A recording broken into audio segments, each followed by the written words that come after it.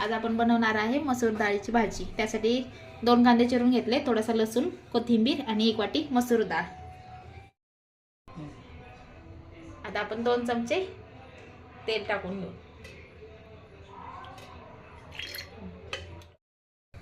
तेल गरम झाल्यानंतर त्याच्यात थोडीशी मोहरी, थोडीशी जिरे,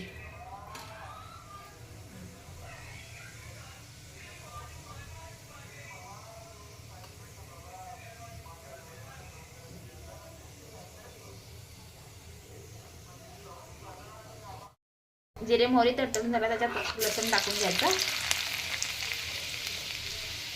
लसूण थोडासा लाल झाल्यानंतर कांदा टाकून घ्यायचा।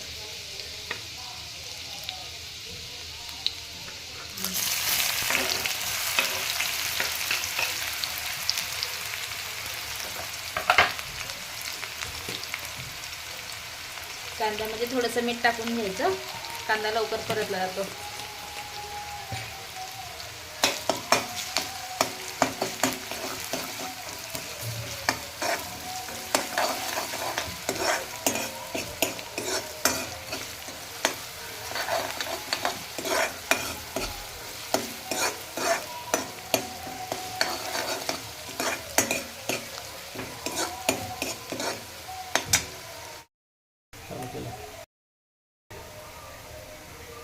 कांदा परतल्यानंतर त्याच्यामध्ये थोडासा काळा मसाला, आपल्याला जसं तिखट पाहिजे त्याच्यानुसार,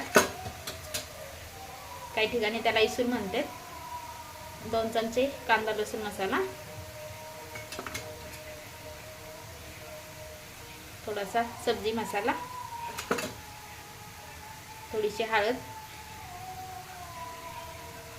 थोडंसं लाल तिखट।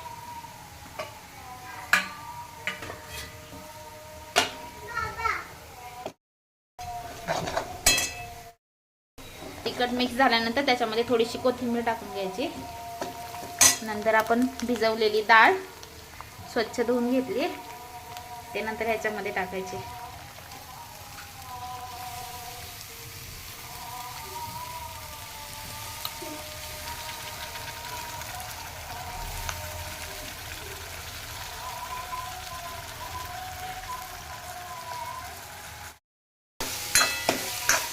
नंतर हे मिक्स करून घ्यायचं, ह्याच्यामध्ये थोडंसं मीठ टाकायचं,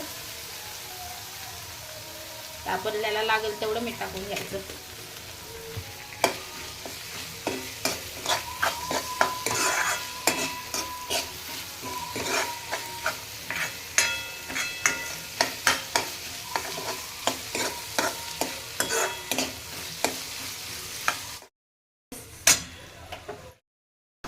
आता आपण ह्याच्यामध्ये गरम पाणी टाकायचं। गरम पाणी आपल्याला लागेल तसं घ्यायचं, जसं आपल्याला सुकी भाजी पाहिजे असेल तर थोडंसं कमी टाकायचं, आणि जास्त थोडीशी पातळ पाहिजे असेल तर थोडंसं जास्त टाकायचं।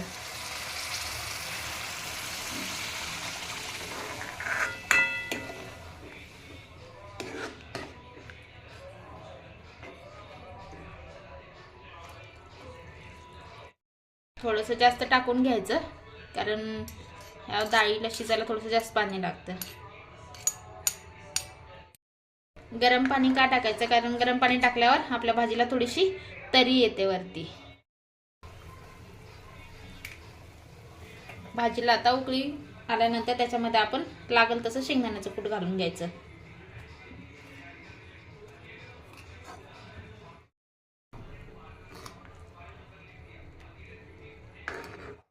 शेंगदाण्याचं कूट टाकल्यानंतर 10 मिनिटं मंद आचेवरती ठेवायची। 10 मिनिटं शिजून घेतल्यानंतर अशी भाजी तयार होते। तर मित्रांनो, आता आपली भाजी बनवून तयार आहे खाण्यासाठी।